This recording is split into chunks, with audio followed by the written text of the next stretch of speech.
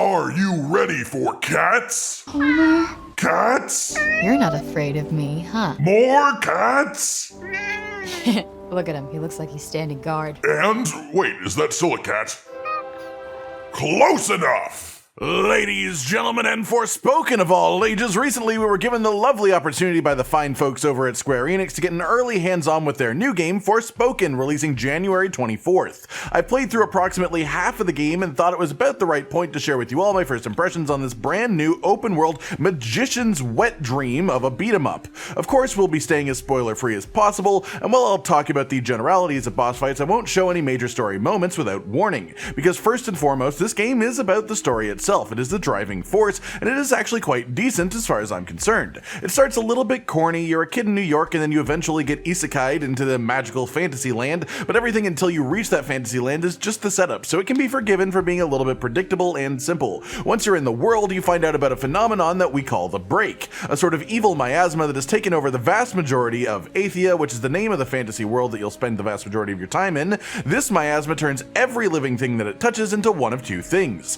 a twisted version of itself that looks almost unrecognizable, knowing nothing but rage and aggression towards anything that moves, or, well, a corpse. Sometimes both. Zombies. The story follows Frey, the main character, and her trusty and ever sassy sidekick that lives on her arm, Cuff, as they attempt to cleanse this break from the land around them and, equally importantly, find a way for Frey to go back to New York. Along the way, you'll meet a colorful cast of characters that I won't spoil any more than I have to, and they reinforce the reasons that you are here. They give you a proper drive to do things in this world other than simply, well, try to get you home. After all, you may be a hero to some of the people in this world due to your crazy magical abilities, but to you, you've just been thrust into a strange world you have no real intention of staying in longer than you have to. With that said, let's talk a little bit about the magic and the combat as a whole.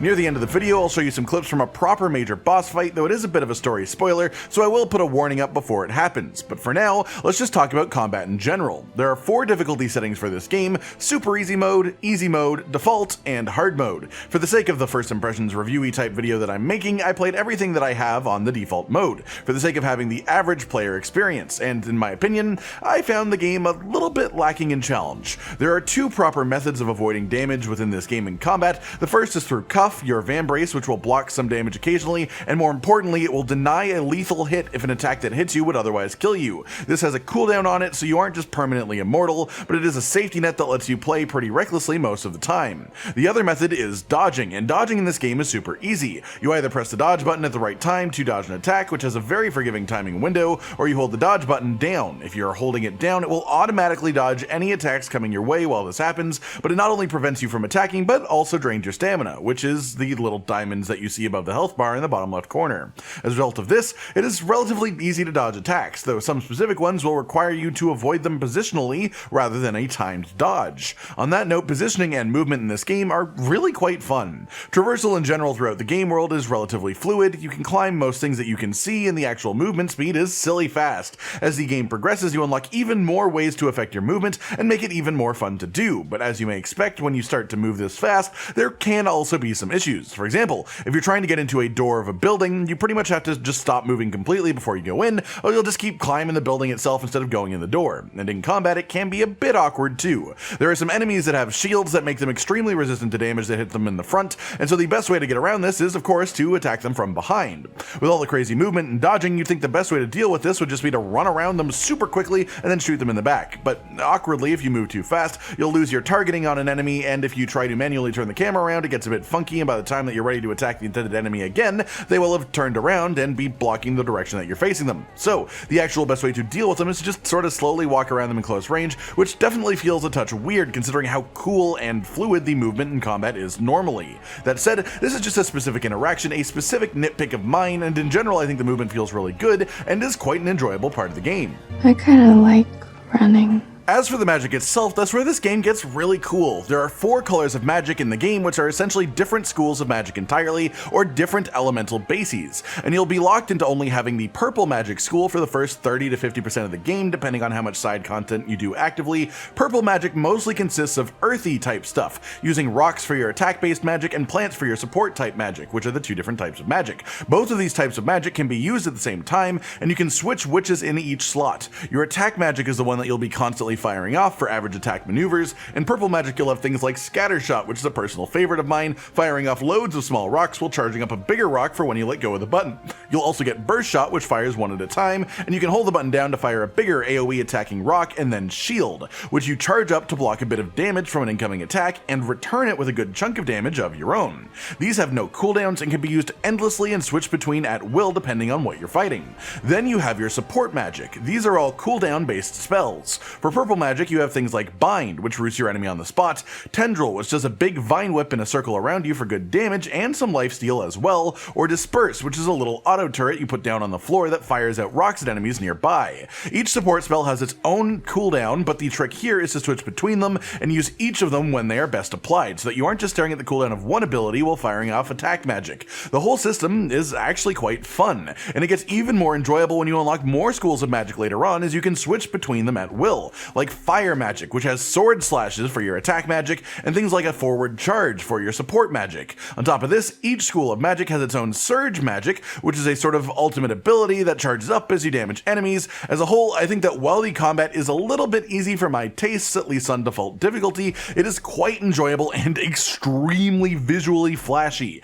Every fight is a visual spectacle that is really fun to behold, even just watching it. As far as boss fights, these are definitely trickier than generic combat. There are extra mechanics, special moves, phases, and such like that change things up, but I'll be talking more in depth about that in the spoiler section near the end. On top of this, you'll eventually unlock challenges for your spells, which you can use to upgrade them even further by completing specific objectives. Now let's talk about the graphics. I know this game has some pretty silly PC spec requirements if this is where you're playing it, so make sure that you look at those before buying it on PC. But it's worth saying, even on PS5, which is where I played the game, it definitely has a noticeable amount of graphical issues. On console there are 3 graphical settings: ray tracing, quality oriented, and performance oriented. Both of the prior 2 options gave me massive frame drops consistently, and even on performance oriented I had some occasional frame drops anyways, as well as some visual glitching with tearing on the screen and other such problems. As a result, I'd say that the game's performance is a bit underwhelming at points. It's a bit disappointing compared to what I'd like it to be. It's not properly optimized, though at least on performance mode it does run fine most of the time. It usually works. Then we have the open world itself. It is relatively full of objectives. There are labyrinths, which are sort of dungeon-like challenges where you progress through rooms full of enemies until you reach a boss, defeat it, and you get a reward of some lore and a relatively powerful piece of gear as well.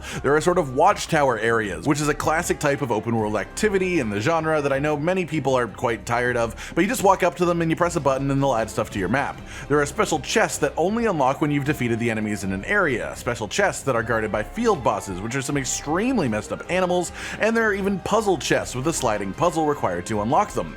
There are various stat boosting activities and hidden lore tidbits just around the map, littered everywhere. The world really has a lot to do within it. Whether that is good or not simply depends on if you enjoy doing these activities. On the whole, overall, I think that Forspoken is a genuinely fun game. I don't think it'll be in the Game of the Year conversation, at least not for me personally. It has its issues for sure, but the combat and traversal are all quite enjoyable. The story definitely picks up and gets more interesting as you get further into the game, and if you like the idea of a magic-focused open-world beat-em-up style game with high movement, then you'll probably enjoy the majority of what this game has to offer. I wouldn't say this is a must-play game for the year for every single person out there who likes video games, but it is definitely a fun one nonetheless. As far as these settings, there is actually a more in-depth difficulty setting menu than you would expect. It's not just general options, you also have the ability to actually customize your difficulty however you want to. If you need some little boosts, if you're having some difficulty in a certain area, you can adjust that one certain area and make it a little bit easier for you. As well, the accessibility menu for this game is quite in-depth. It does a lot of things,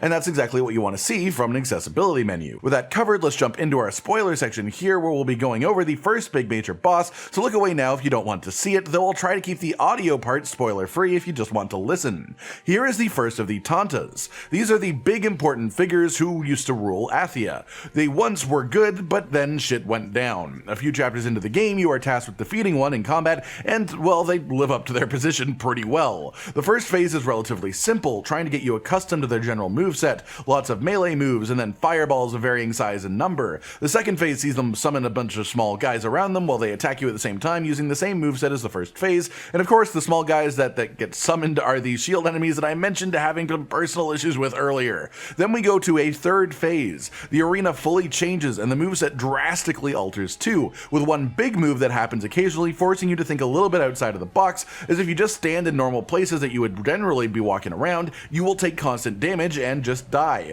The fight as a whole, I actually quite enjoyed. I didn't die while I was doing it, but it made me think a little bit, it kept me on my toes while I was dodging, and it was just plain fun, honestly, which is good for one of the major bosses in the entire game. That'll do it for me then, everyone. I hope you've enjoyed this advanced look, first impressions type thing on Forspoken, the new game developed by Luminous Productions and published by Square Enix. Once again, thanks to the folks over there for sending us an early review code, it's much appreciated. To wrap it up, the game is fun. If you like the look of it in this video, then you won't be disappointed by how it actually feels. But it isn't perfect. It is a bit rough around the edges in some parts, but the most innovative system here is the magic. So if you like in-depth magic systems in games, then this is probably right up your alley. What do you guys think then? Is it worth picking up for you, or is this one you're gonna pass on? Like if you like the video, subscribe to the notification bell for more, and most importantly, ladies and gentlemen, until next time, stay sweet. Josh, Cotton, and Hollow with the videos, dropping the humor like a hammer on your tippy toes, bringing entertainment on a daily arrangement to take our insanity and turn it into entertainment. Yes, I said entertainment twice, to reiterate that it is nice to look into your faces on a mostly daily basis when you let us in your homes to make the whole world a stage. Goodbye.